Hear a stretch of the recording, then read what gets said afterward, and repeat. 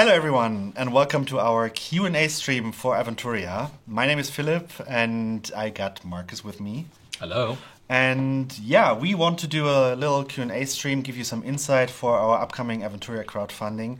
And if you don't belong to the German-speaking folk that knows Aventuria for quite a while now, it's like 10 years? Nah, not that much, Not but that much? getting close. 8, something like that. We are here to answer your questions, so feel free to participate, join us in the chat, just ask your questions. If you don't have any questions, we will present you something out of our prototype we got here. We'll show you some material we have, give you some background knowledge to the campaigns that will be included in the boxes. And for all the rest, I could just look at you, Marcus, and hope you will tell me what we can tell about Aventuria. Yeah, hopefully quite a lot. So whatever you have in your mind and feel like you want to ask it, feel free to do so. Yes. I'm very willing to answer all those questions, and I'm really curious if anything comes up that I can't answer. And so yeah, let's dive right into it, I would say. Yeah. Just in case you belong to those people that weren't aware of our crowdfunding, I just sent the link in our chat, so please check out our GameFound website for Aventuria. I'm pretty sure everyone here is coming from GameFound, but just in case. Most likely, but if you haven't yet subscribed to GameFound so that you're following our crowdfunding campaign, please do so, because that means that you will get an extra bonus material as far as I know. Right? Yeah, right? Yeah. We already wrote an update about those cards, I think like December already. And we had like 2 polls running and asked you which cards do you want to add to the crowdfunding. Christian was so kind and provided us with some funny topics. And we ended up with like a Halloween theme.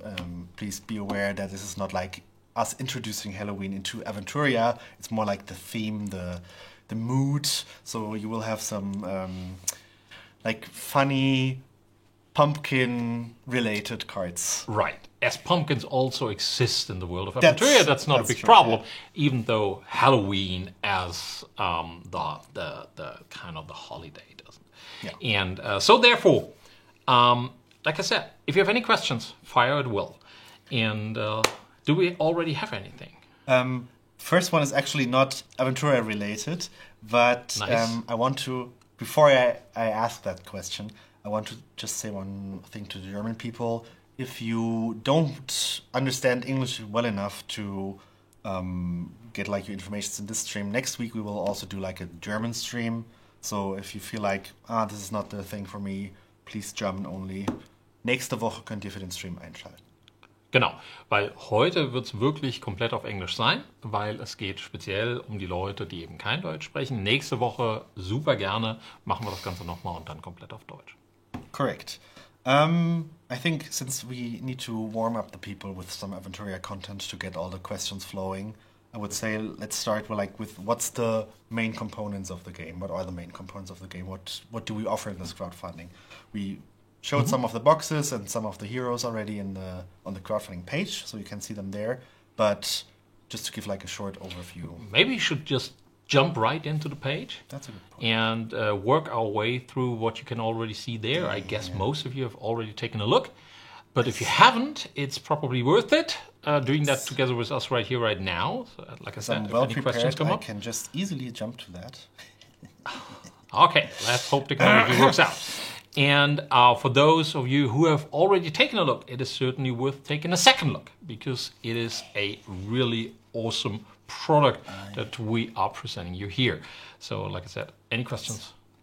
Okay. Keep them coming. So, that was the button. Right, there we go. All right.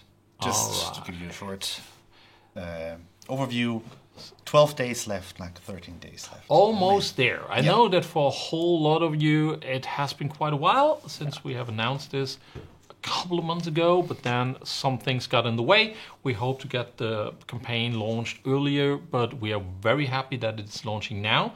And I can tell you it was well worth the time that we put into taking care of a couple of things, some game-related, some more crowdfunding page-related, and all of them are very important. So yeah, I'm really looking forward to this campaign. Yeah. So I would say let's just go ahead and move right into the page. Yeah, that's some comments.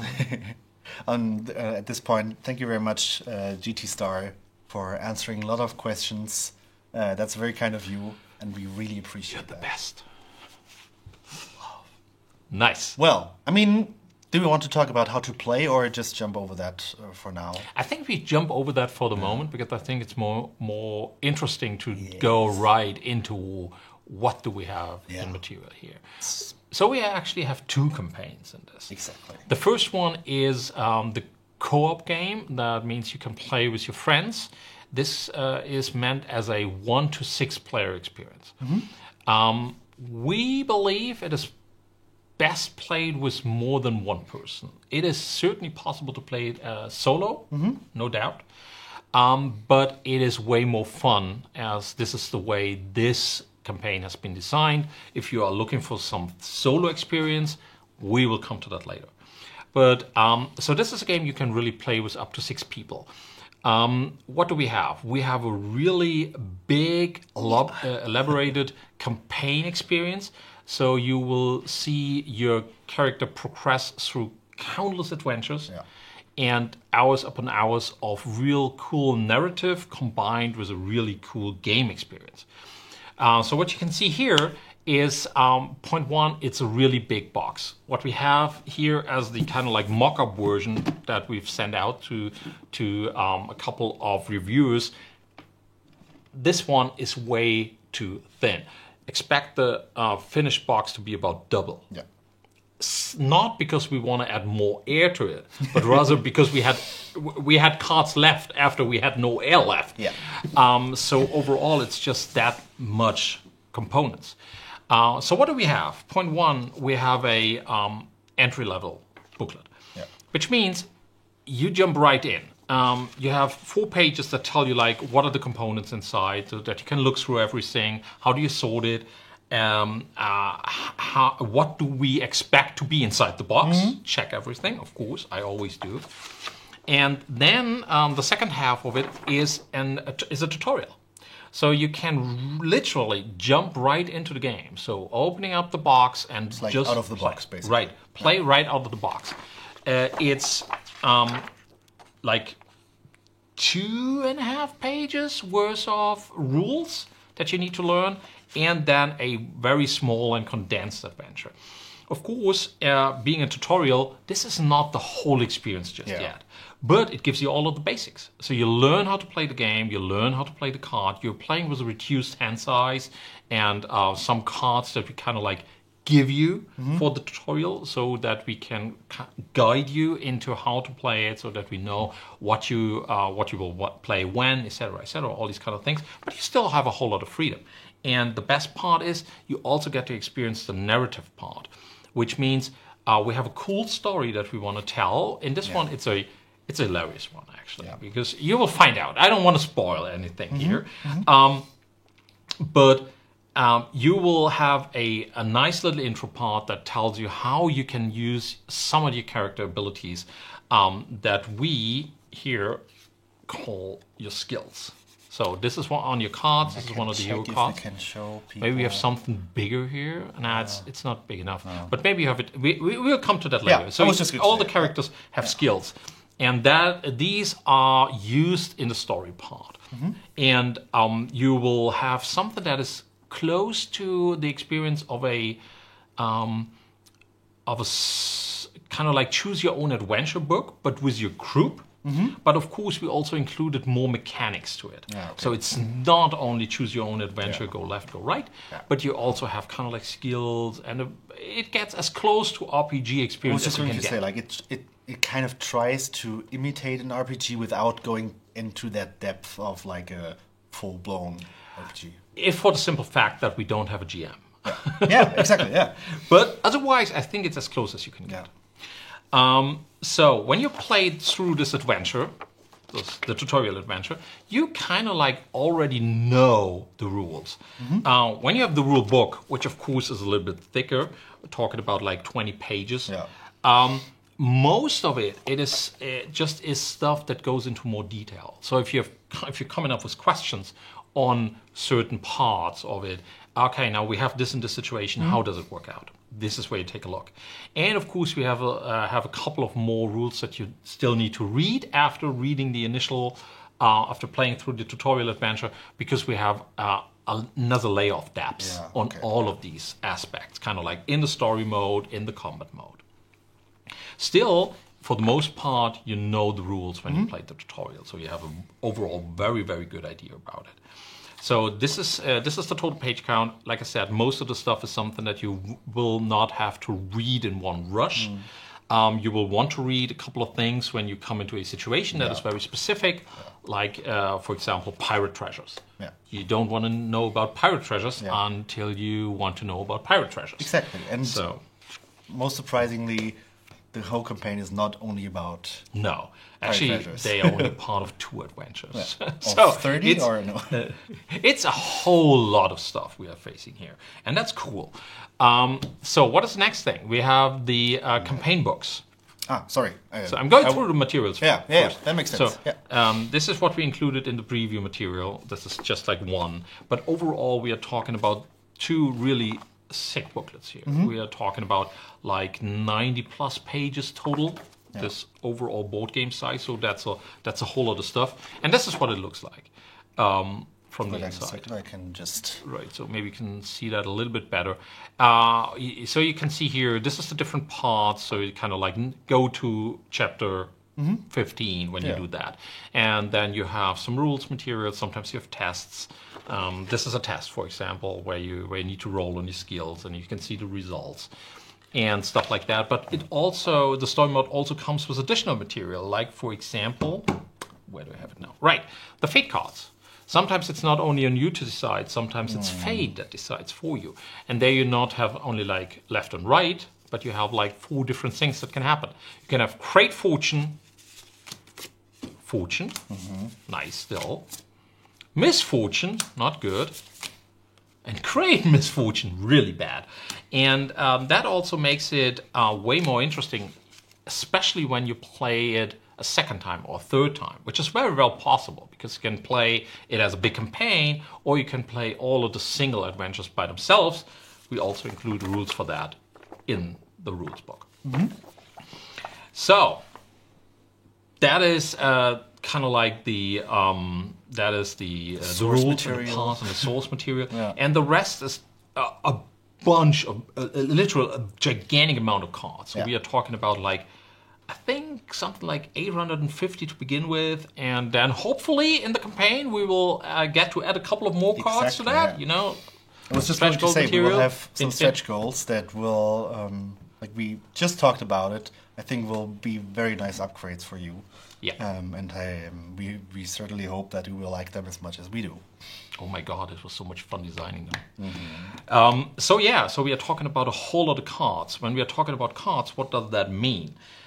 We have hero cards. So you have a whole lot of cards that are specific to your hero. You can level up your hero during the campaign. That also is being taken care of by additional card material. So it's not like a real drafting or a deck building game, because you have a deck that you start with, but you get to remove certain cards and enter better ones, or ones that at least you like better. And it's always for you to decide. So what card do you want to remove? Which card do you want to put into your deck? Then we have extra treasure cards that you might want to add. Then we have the henchman cards. Of course, you need to have some enemies that you can beat up. Then we have some kind of not. Then we have the leader cards, which is kind of like the big baddies. We have certain event cards. We have leader action cards. So we also have decks that come into play. Every single combat that you're facing will be different from the other combats, because we always try to make everything that you do there a very unique experience. Of course, the basic aspects stay the same, but the system itself lends itself very well to making it possible to tell all kinds of stories. I personally believe that is because we try to, like I said before, get as close as possible to an RPG experience. And that is my personal experience with RPGs as well. You have the same rule system and everything, but it still feels very different every Exactly, yeah. Like it gives you still the freedom of imagination and also like a bit of a positive randomness. Absolutely. A positive amount of randomness and also a whole lot of things that you can add to it. Kind of like cooking a new soup and a new meal every time and add some new spices. Exactly, yeah. That is how it works out. You just talked about the hero cards. I thought, like, do we want to give the people like some insight about the hero cards of the box? Because it's 6 heroes, but like every hero has like 2 genders to play. Right. So we have... I hope I have the right one, but I think... There we go. Right. Here, that is our elven scout. And so we have a... I can zoom a bit. So right, do that, please. So we have a female version, we have a male version, and you get to decide freely which one you want to play. They are no different. Yeah. So that doesn't really make a difference. Sometimes we have a little bit of difference in the skills. That is because we also wanted to make each one of them a little bit unique. But as the skills are... they're important, don't get me wrong, but they are not as game-changing, especially when it comes to the combat experience, as the combat, the attack abilities and these kind of things. These we don't touch. We only made the difference, as you can see here. Yeah. He has body control of 10. Yeah. She has a body control of 8. But she has different values in, for example, stealth. So her stealth is 12, so she's stealthier than him. And so that is little differences, but to give it a little bit of flavor. Yeah, like a little flavor, just flavor. If you prioritize it. Right. Yeah. So you get to choose actually between 12 kind of different characters, but 2 of them are mostly the same as they use the same deck. Yeah. So you cannot play both the male and the female version in the same group. You need to choose which one you want to play, but they still are, they're unique. And what you can also see here, that is the skill cards with the 8 different skills that we use. Below that, you can see which kind of cards you can use, because not everybody can, for example, use the heavy weapons. So the elf scouts, for example, are able to use all of the ranged weapons. This is what they're really good at, but they only get to use up to the medium melee weapons. So that means, like, for example, if I find a heavy weapon as treasure during the campaign, this one comes short. Right. He will not be able to pick it up and use it. But instead, if you find a nice elvish bow, for example, if you find an awesome bow or ballista, you get to use it. Sure. Yeah. Sure. Another question I had when I just looked at this, there's like this little number 1 here. Right. And then I realized, oh, those are the same heroes, but there's a number 2. Right. That is what you can do when you level up your heroes. You can choose if you want to level up your hero cards or if you want to level up your action cards. The action cards actually are your deck. The hero cards is what starts right in front of you when you start the game. So when you level up your hero cards, it means that your skills will improve, that your attack abilities will improve, or that also your special abilities might improve. When you level up your action cards, that is one of the cards in your deck that gets better. Both is good, but what we found is that it's totally depending on the personal playstyle and preferences. Yeah. And what we wanted to enable people is that they are able to really build their own deck and make the game their game and design the character and improve the character in a way that it becomes their very own character. And that is part of it, because we have players, I've tested it a dozen times, probably more. And I found that really every player is totally different. What the cards that players remove from their deck makes the deck really become something that is very accustomed to how they like it. And also the same is true for the hero cards, because I have players that really improve their skill card up to the maximum and as the first thing they wanted to do, because they want to be successful at most of these skill rolls, at other players who couldn't care less and just care for, like the other people take care of the skill tests, I want to beat up guys. And that's a whole lot of fun. That's a whole lot of fun seeing that. Just looking at how people approach it is a whole lot of fun for me. But that's from the designer's point of view. Right. Coming to the abilities, to the combat abilities, maybe. What you can see on the left, it is your melee capability, it is your range capability, and it's your magic capability. Not everybody has magic. Not everybody's able to cast spells. On the right, it is your dodge value. And below is the level of that card. So you start with level 1, you can improve to level 2, and then to level 3, then you're maxed out. Yeah, 3 is the max level. 3 is the max level. Below that, you can see you all start with a way of attacking. So even if you don't have any weapon cards out yet, at least you can attack with your basic equipment. Go to level 1 card, so you can... Right. That can also change some of, especially when you get to level 3. Some of these cards get better attacks, and then you have a special ability that you can use once. So it's like once per game. Once per game. Yeah. Once per game. So you get to use it again for the next combat, but you can only use it once in this combat. Okay. Yeah. Okay. So this is like a more like you have to think about when to use it. Right. Right. And it's really also, that is also really funny. I have players that are trying to get rid of this as fast as possible. Kind of like, I want to use it. And some people literally forget about using it every single game and then feel really like, oh no, I forgot about it. And then, okay, cool. But it's that's also part of it, because it's really a unique experience every time over. Yeah, of course. I got actually a question that is not necessarily related to the heroes, but to the adventures and the campaign that is in the box. So the question is like, is the campaign something new, or is it related to like old pen and paper adventures, for example? Oh, true. Yeah, nice one. So if you're experienced with the Dark Eye RPG on which Aventuria is based, you will recognize almost all of these adventures, as they used to be part of the early days of the game. Yeah. We found that especially these old original adventures back from the 80s are actually perfect to be transferred into the experience of an Aventuria game, because they follow this old school approach and kind of like having story and then a whole lot of combat also included, and also always ending in a final battle and stuff like that. And this, of course, is just perfect for this type of game. And so we just thought, why not? Because if you're somebody my age who used to play that when I was a kid, it's a great nostalgic experience. And for everybody who doesn't know it, it is still a great story that we can tell. And so for everybody, it's just a perfect solution. So it is real RPG adventures that we translated into Aventuria, into the Aventurian language. I'm actually not aware if were there translations to English of the old? No, never. No, never. So right? For you guys, it's probably something completely new, but you get an insight into how RPGs started in Germany. So it's kind of like also a free time machine included. Oh yeah, very much so.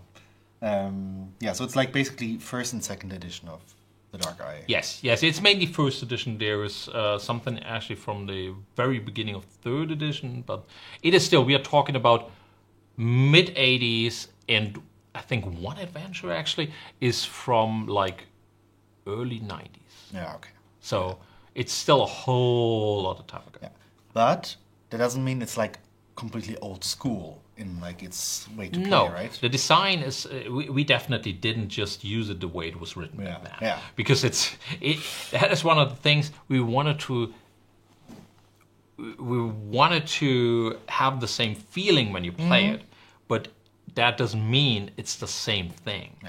So we actually took the basic story, we took a whole lot of elements from it, but then of course we rewrote it and we made it more, we modernized it. We added a whole lot of material to it to make it more of a fit for also the medium we are talking about here, because a board game, card game is still something different than an RPG, and that is something we of course needed to adapt to as well. Okay, I think I got a huge amount of questions. Nice. And it is like a little jump now, because it refers to the legend system we had for the previous Aventuria version. Will there be titles or expertise cards in the new box? Yes. So when you are now we are talking about the stuff that, of course, some people of you might know when you have played the first edition version of Aventuria. So I tried to make it informative for those of you who are old school gamers, and for those of you who are new to the crowd. So when we talk about titles, that means that you get a card that you can that you put next to your hero card before the game starts, and it gives you a certain amount of a special ability, a bonus, whatever. It can be a whole lot of different things. And that is not something that is shuffled into your deck. Yeah. And that is something that you can kind of like get, and as a reward when you come. I was just going to say like earn. Basically. Earn. You basically earn it when you finish a certain adventure, or especially also when you are very good at something, when you have a better than normal success and stuff like that, so that you can kind of get your extra reward.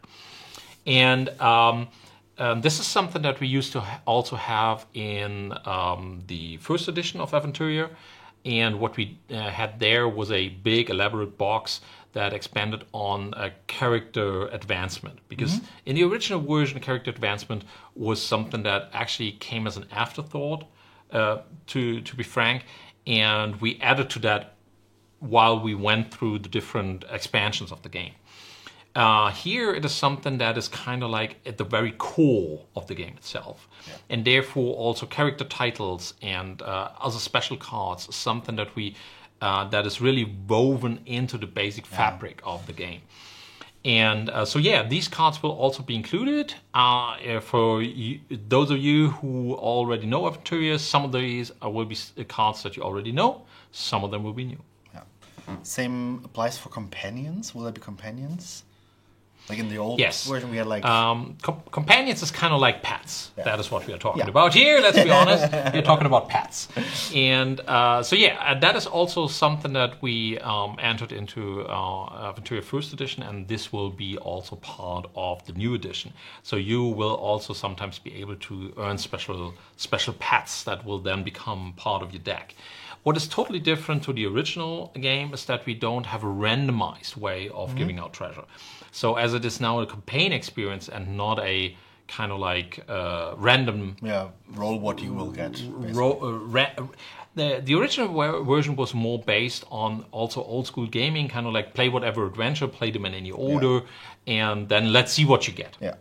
This is a real campaign that tells an overarching story plot. And therefore, we also needed to make sure that all of the treasures that you can find and all of the rewards that you get add to that story and also fit into the power progression, of course. And so that is a big change, that you now really get to earn these cards, and then you either pick them up when you are able to buy them right here, right now, or don't. And then they're removed from the campaign. So you will never be able to buy them again. So that is always, we always also try to put people into the situation of, I have 5 different choices, all are awesome. Yeah, exactly. Yeah. So that is one of the basic ideas of the game. That is really something that you always have to make tough choices. Yeah. And I personally find that very, very satisfying. It also adds like the replayability. Like you can replay the adventure. I mean, you know probably the story now. You know the story, sure. But you can experience like what will happen if I choose that dog that I denied last time. Right, and it will be totally different, because if you're mid-game, for example, mid-campaign, and you choose different cards to add to your deck, your play experience will be different and significantly different. So therefore, both the adventures are replayable, also the campaign is replayable. Yeah. So what I liked about those questions is like that they emphasize something that is at the very, as you said, very core of Aventuria 2.0, which is like we took things we learned during the lifespan, so to say, of Aventuria 1.0 and added it to the core game. So it's like there for everyone from the start. Definitely. For 1.0 we published a whole lot of game material and a whole lot of expansions. And of course, not everything is included in this game to its fullest, because that would simply be impossible. Yeah. And sometimes also not sensible. So what we try to do with the 2.0 version is that we wanted to reduce it to the max. So kind of like take the best parts and make these more elegant, make the game run more smoothly, and make the overall experience better, rather than trying to include everything, because then it also overburdens the game to a good extent. That is why, for example, we don't have all of the elaborated advancement rules from Aventuria Legends, which certainly are very interesting in and of themselves, but if you make that part of a big campaign, it becomes such a big part of the campaign that it feels very, very different and cumbersome, especially when you are really playing through all these adventures. It also like shifts the focus. It shifts the focus, and we wanted to put the focus on the story, on the campaign, and not make that the main part of it. So it is all of the old material is still awesome. I love it. But this one, from the pure story, narrative, and overall experience, is just a huge improvement. I'll jump because they're like I call you EWBS because I wouldn't know how to pronounce it. I jumped some of your questions just to the next one because I think it's a very good question. Would you consider Aventuria a living card game?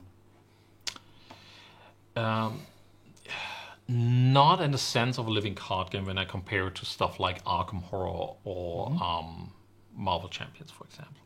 Because there you get a basic deck, and then you can even change the basic deck with other cards. And this is not the case here. So you have a fixed deck that you play.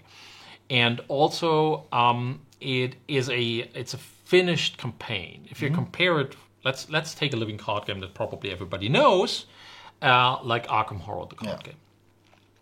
It is very close to it, but it is a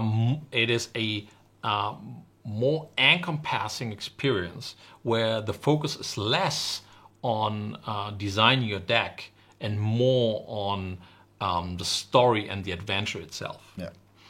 Also, what makes it way different is that you don't add extra material from the outside while you are in the game. The only thing that you can add, as is also part of the campaign, is the extra heroes. But these heroes actually are all are closed in and of themselves. So if you add that hero, he comes with everything that belongs to that hero. He can then also get the treasures that are part of the campaign and stuff like that, no doubt. But you don't add other cards to it. What you also have in the hero decks is an extra side quest adventure that you can add to the game to make to add a little bit more spice to the campaign. But that is not like adding, for example, I have 3 more blue cards that I can now choose from to build my deck. Yeah. So does it is the deck building, because in Aventuria 1.0 there has been some deck building parts of it, like in the early concept, very much so. Is there still this deck building part, or has it been reduced? The deck building part, when you're talking about that you can really literally individualize your deck even before you play, has been completely removed. So you start with the deck that is the deck for the Elven Scout, for example. But you get to change it while the campaign progresses. And what is more interesting about that is that it still feels like this is the Elven deck, but it will be individualized by your own tastes, rather than everybody feels kind of like the same after a while. That was one of our big problems here too, during the individualization, because it was only kind of like a couple of cards, like 10 cards per deck that nobody else could play. But that still lent itself very well to kind of like including certain cards into almost every deck. And that took away from the atmosphere and the style. And that is something that we definitely wanted to reduce in this campaign, so that you always know that your Elven Scout will be different from the Dwarven Blacksmith, who is totally different from the Tulumedian Mage. Yeah, exactly. It also helps like balancing. Balancing wise, of course, that is also something that we, of course, had a gigantic learning curve on when we designed 2.0, and that we found that certain cards and certain characters, certain heroes in 1.0 were better or not as good as others. So, of course, there were some cards that were unbalanced in both directions. And that is one of the main things that we focused on for 2.0. To even that out, and to again add to this. Sometimes it's the hardest part is deciding which card to take out of your deck. Simply because you actually want to keep all of them. Because they're all good. Some of them are more specific to the situation, while others are more generally good. But then it's where it comes down to, what do you like best? What do you personally like best? And not as what is objectively the better card. Okay, nice questions. I would say let's just to get like a whole overview for all the products, because I already read some like more in detail cards. I didn't forget your experience questions, but I want to add it to the end of the show. The stream. The end of the show. Yeah, exactly. So we talked about what's in the Chalices of Power box. Right. I think we can talk about it way more, or we could talk about it way more. Definitely. But this is not the only box that is contained in the crowdfunding. There's also another one, which is called Curse of the Desert. Yeah. What's the difference to the Chalice of Power box except the name? Point one, it's way smaller. Point two, which is probably more important, is this is a solo box. This is literally designed to be the best experience possible in Aventuria for a solo game. So if you are looking for a really awesome solo game, this is perfect for you. It is also possible to use this box in a multiplayer game, but it needs some adaptation, but of course that is also part of the rules, but it really excels at a solo game. There are certain differences that I don't want to go into detail, but it's all evolve around how you can make one player have more control over things, rather than when you have a multiplayer game, it is kind of like you want to have everybody just a certain amount of portion of participation in the game. In this case, when you're playing solo, you need to have more control in a broad way. And you also need to play different, because there's no way that somebody else can help you out. In a multiplayer game, everybody kind of like has his role, everybody has his strengths, his weaknesses. Fill some gaps that like the other Fill gaps, right? And so this is something that just is not the case here. So it's different. It's certainly different, but it's still absolutely Aventuria. So there are certain extra rules that you need to learn for the solo game, some very specific ones, but otherwise it's the same game. You also have a specific hero in that box, which is a Fax Placid one, right? Fantastic. That's right. Again, female and a male version, and so this is also a character that is more general capable. So he's a little bit a jack of all trades type of character, of course, because he needs to be. And otherwise, what is the big difference here? This is a 2-part campaign, but every single adventure is way longer. And it's less of a choose-your-own-adventure type of version of a game, and more of something where every time the board changes. You're trying to explore a palace, for example, in the first adventure. And you learn about certain stories, because this is kind of like Arabian Nights setting. And but this palace changes every night that you go inside, so you're kind of like sneaking inside, like Aladdin, and like this thief in the night. Yeah, exactly. And then you try to learn as much about the the palace as possible and solve some of its riddles, but then you have to get out again in the morning and come back the next night. And of course it gets more complicated, it gets more difficult, and so kind of like the clock is running out of it on you, trying to finish what you came for, which is find the demon, the caliph's daughter. And the second part is of the campaign takes place in Borberat's tower. Yeah. Can like see some of it, some part of it, some part of it, and it's a totally different adventure. It's a totally different experience, and it still uses a whole lot of the same mechanics. Funny enough, but it still has a totally different vibe. And here you will learn some really strange mysteries of the world of the Dark Eye. And it's like I said, it's a solo campaign, and you're really the big hero here, and it's very satisfying story actually. And before we ask, can I play this Fax Placid one also in Chalices of Power? Yes, you can. If you want to, you can also use any of the other heroes to play this solo campaign. So that is all possible. So it is not like you can only use this hero. So the heroes are universal to whatever setting you want to put them in. Sometimes that's maybe just what you want to do. Yeah. Put a 12 blacksmiths into an Arabian Night setting. Feel free. Go for it. Yeah. You mentioned the two parts of the campaign, which are like Nindime and Borberat's Tower. We already released for Aventuria 1.0 both boxes basically separately. Right. Is it the same as like in the Curse of the Desert box? So would I need to buy them again, or? It's a very good question. So when you are a veteran to Aventuria, Curse of the Desert is probably the last of these boxes that you want to pick, because the adventures are mostly, except for some very minor changes, identical. So this is actually something that is mainly meant for new players. We had so many people asking for re-release of these two really awesome adventures that we decided to bring them back as part of this campaign.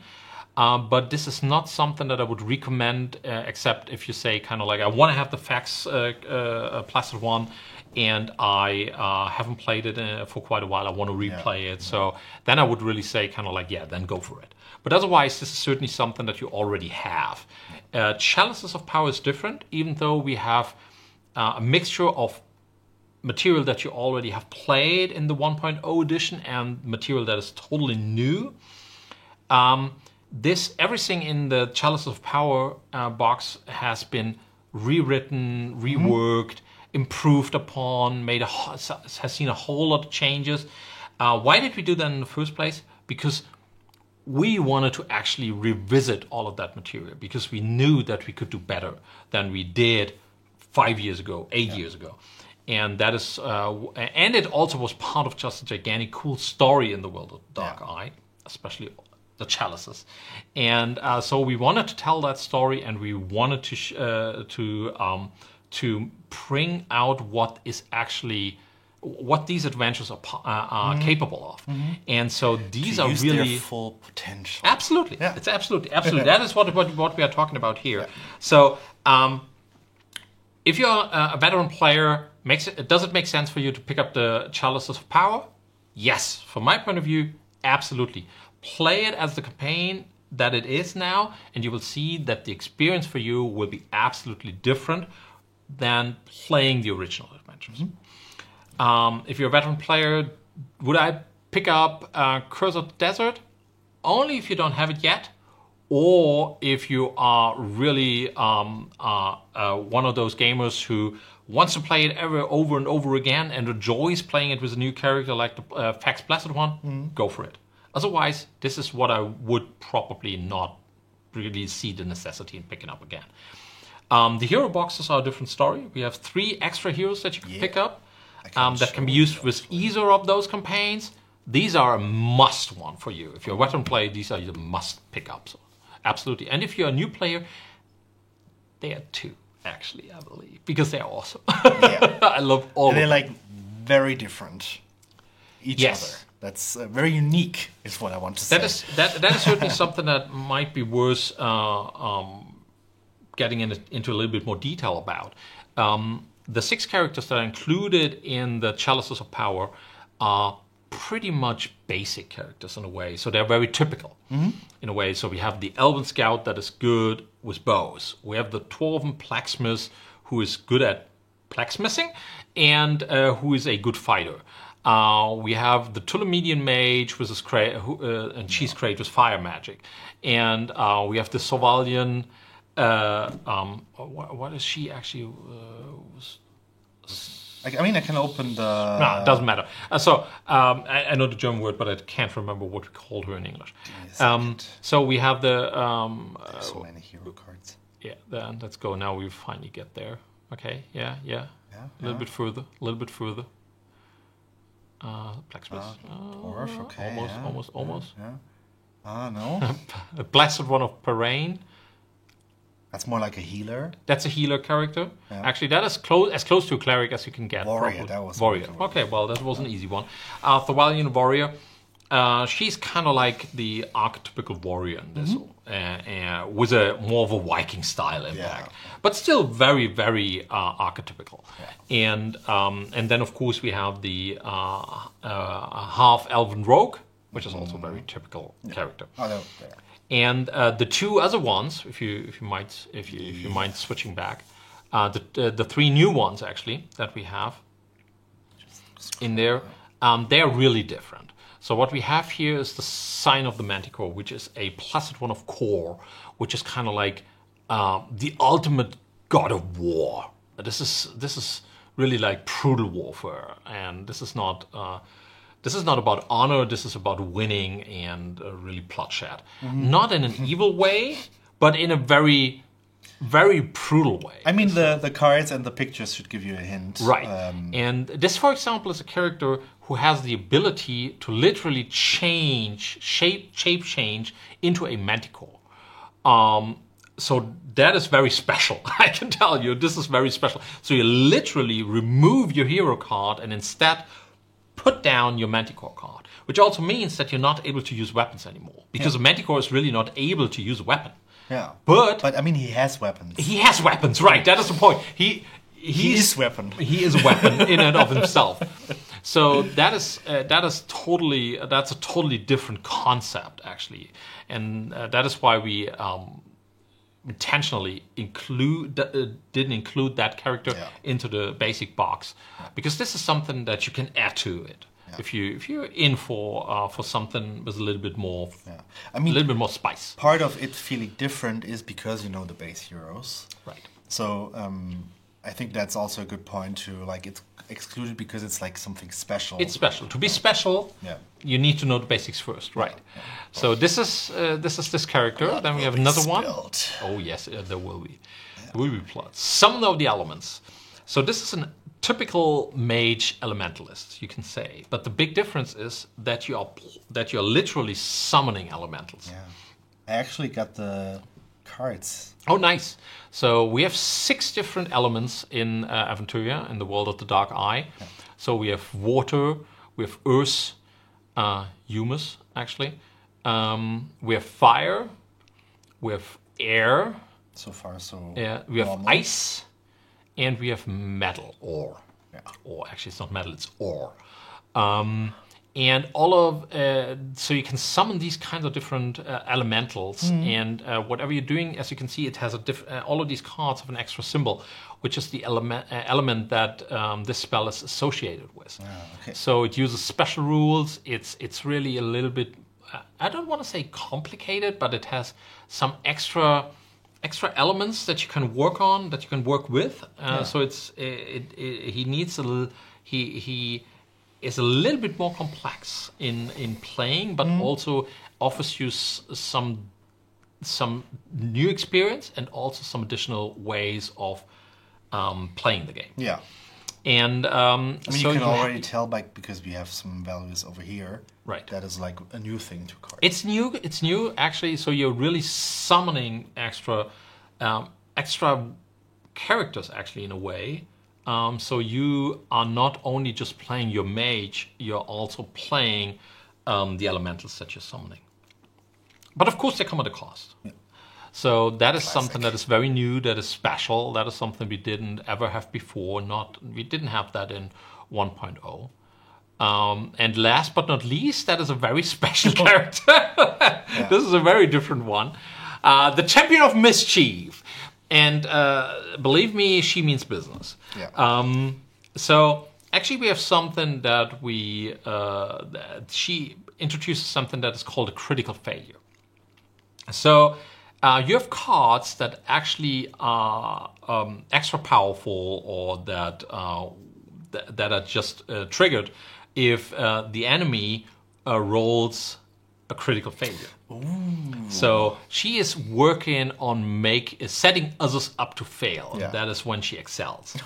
And so mean. She's really mean, but in a good way. It's kind of like this funny way, kind of like a little bit. It's mischief. Yeah. It's like the original Loki idea, right?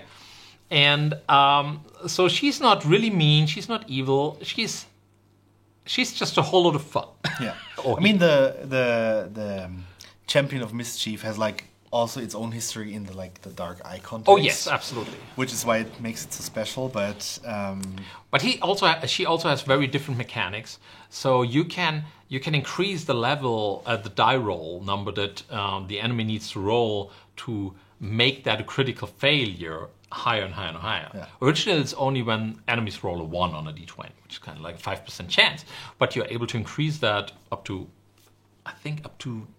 1 to 12, if you really have all of the cards that you can put on the table. Which means kind of like that your chance of triggering your extra abilities that you're also playing increases more and more. Yeah, nice. Yeah. So that is also a very different character, which also has kind of like very, very non-typical fantasy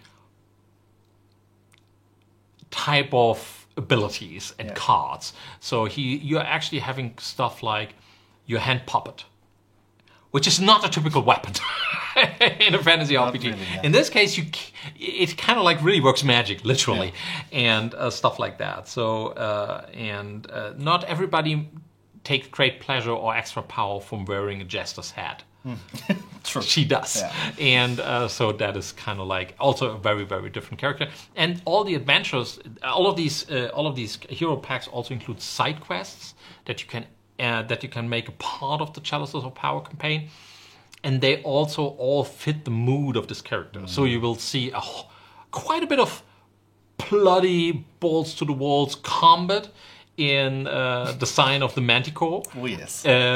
You will see a whole lot of elemental magic, in the Summon of the Elements, and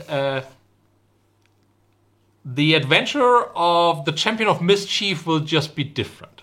I can tell you. It will be very different. It's hilarious, but don't forget about your humor when you pick it up, and expect some jokes, some really stupid but funny jokes. Speaking of stupid jokes, this is actually a mistake by me, so don't worry. You will have English cards. This is not part of the mischief. But it kind of like fits the theme, doesn't it? Yeah, it fits it. Yeah, it was like a very bad German joke to add the cards in German. Okay, well, no, it isn't, and I just want to point out this very funny joke. I'm very proud of it because it's so stupid. Absolutely. But see for yourself when you check the crowdfunding page. I got some more questions. Sure. Let me go back a bit because which is very important when we talked about different boxes. You don't need the boxes each other to play them, right? Every single campaign is self-contained, so you don't need to add anything to either. So when you play Chalices of Power, everything that you need to play Chalices of Power is inside the box. If you want to play Curse of the Desert, everything you need to play it is inside the box. Done. So there is no core box as in No, the classic. everything is fully self-contained. Yeah. So that is also one of the big changes from 1.0. If you pick up Chalices of Power, this is the game. This is not the core game of Aventuria. This is Chalices of Power. Yeah.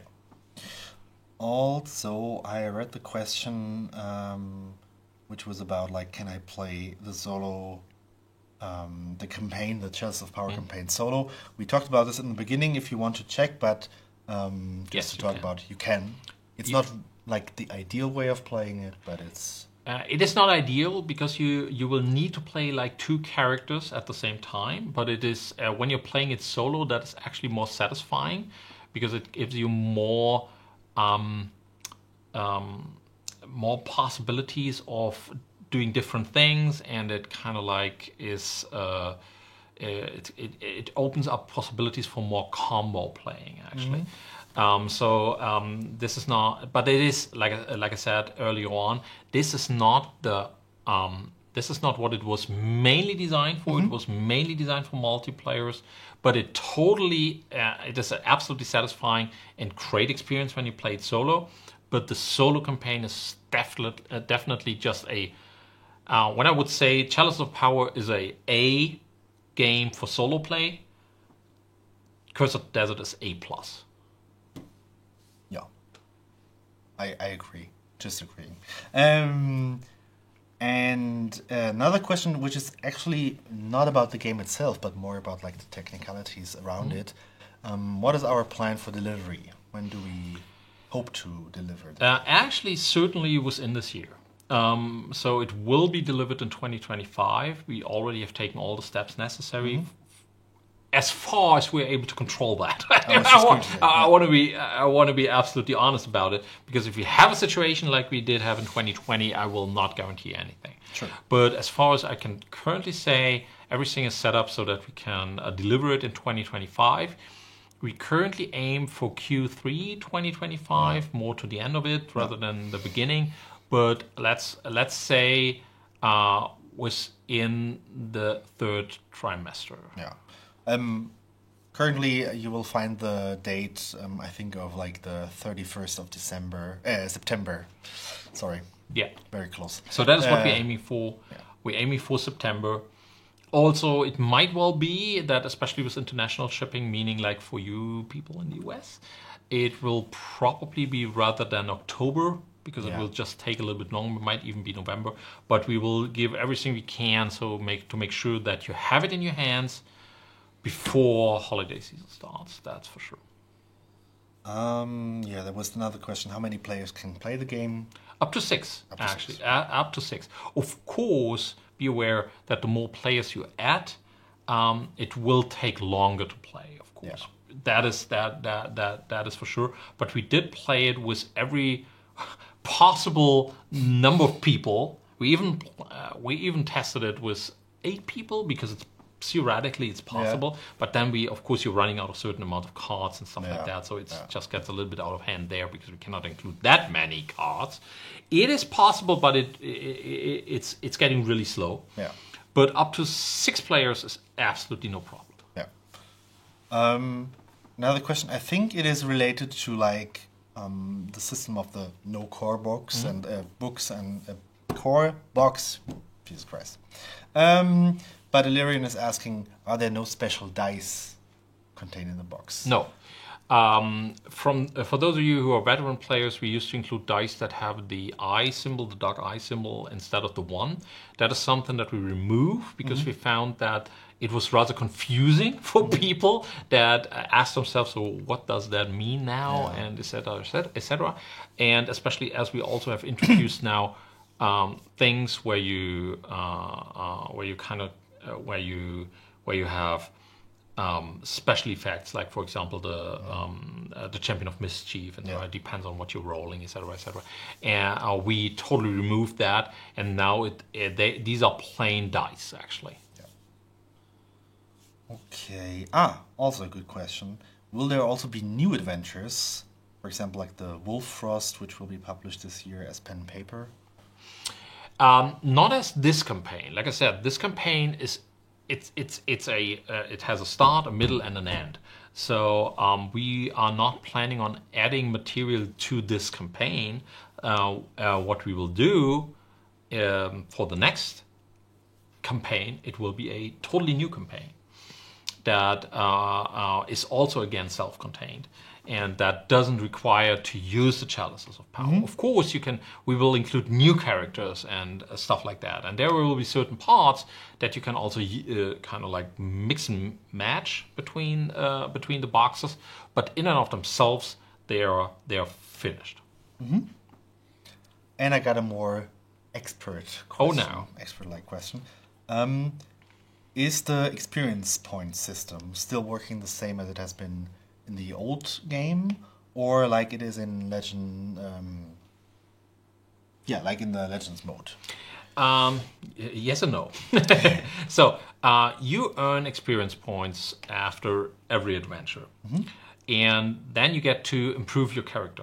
You are not able to save any of these points, so you always have to decide what you're doing with them after the adventure. So that is mainly also to reduce bookkeeping and stuff like that.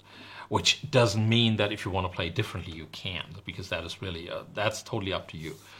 But the rules as written state that you get your experience points, you spend your experience points, you move on to the next adventure.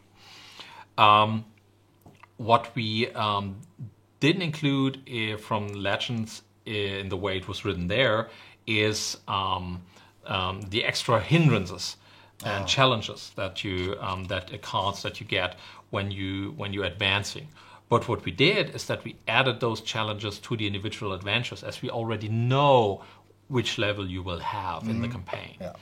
And therefore, yes, we still have the challenge card system, but it's not something that you draw from randomly, but it is something that is specific to every adventure. Scenario, because we also found that otherwise certain challenges were absolutely meaningless to certain adventures, and some were neck-breakingly hard for others.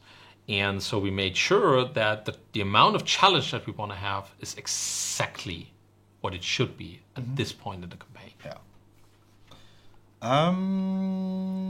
Okay. I got 3 more questions. Go ahead. Will everything for Aventuria be crowdfunded, or is it possible that some stuff will be retail only? So this campaign is something that will be all crowdfunding. That is for sure. I don't want to. I don't want to look into the future because I don't have my crystal ball with me. But currently, we are planning for another big box campaign, and I guess that this will be a crowdfunding as well, simply because of the overall costs involved in these gigantic productions. But again, this is our current status, but this might as well just change in the future. Yeah. Okay. Also, will it be possible to play at Spiele 25? Of course it will be. Yeah, of course. We will have this game with us for Spiele 25. We definitely plan on doing so. And maybe, just maybe, we might even be able to there already give you a teaser preview for the next campaign. That would be really if everybody's lucky, including us, because that's a whole lot of work. But yeah, let's see. All right. And then I got something which I think, since it's like 8:10, also probably is a good final statement. Yes. Because it's like, I'm rephrasing now, it's not the original question, but it's basically there has been the point like, what makes Aventuria, like the new version of Aventuria, stand apart from other living card games, even though Aventuria is not like a classical living card game? What makes it stand apart? From my point of view, point 1, it is easy to get into. It is it's a whole lot of fun because the narrative part just tells an awesome story, and it is taken along all of the players. This is something that I personally found lacking with, for example, stuff like Arkham Horror, where if you have people that are not hardcore players as some of the others in the group, they will have for them it's a huge step, and they most of the time they need somebody to help them with their deck and stuff like that. This is simply not the case here, and I've played most of these games. I'm a big fan of these type of games, and from my point of view, what makes it really stand apart is the fact that I can really go back to every single adventure, replay it, and still have so much fun with it that it doesn't feel like I played once and then it's over. Because it's really literally every time it's a totally new experience. And that is something that really makes it absolutely stand apart, because it's not like I try to find the perfect way to beat this adventure and then move on and I kind of like I finished it. But it's really something that you can come back to and enjoy every time over and over again, both for the story and the combat. And it's as close to an RPG as possible. Yeah. And Arkham Horror for me is also pretty close to it, but not there where Aventuria is. Yeah. It's simply, for me, this is the second best option to playing a full-blown RPG. Nice. That's a nice question, because it's, I think, also fair, because I know Bitzaballa is here because we do an English stream. Which campaign is the best to start as a new player? And I like your example, Curse of Chalices. Yeah. Is it Chalices of Power or Curse of the Desert? I would play with Chalices of Power. Because the solo game experience has a little bit more depth to it, and it's just one step more complicated. So I would choose Chalice of Power, especially. But I personally just love the fun and the energy that is generated around the table with your friends, and that you're able to really beat the game. Yeah, and like interact together. And just this feeling of is so close to RPG combat that it's an awesome experience. Yeah. All right. I would say we come to an end. Awesome. Because it has been like roughly an hour, and we don't want to drag it too long, so you can also rewatch it easily as a video. I would say, if you have any more questions regarding Aventuria, feel free to write us in the comments, to contact us via mail, to join our Discord, which should also be linked on our crowdfunding page. If not, I will add that too. And very important, tell everyone about our crowdfunding, especially in the English community, because we really think this is an awesome game, not only for the German community, which like grew up with The Dark Eye, but it's like worth working universally, basically. Absolutely. So tell everyone about it.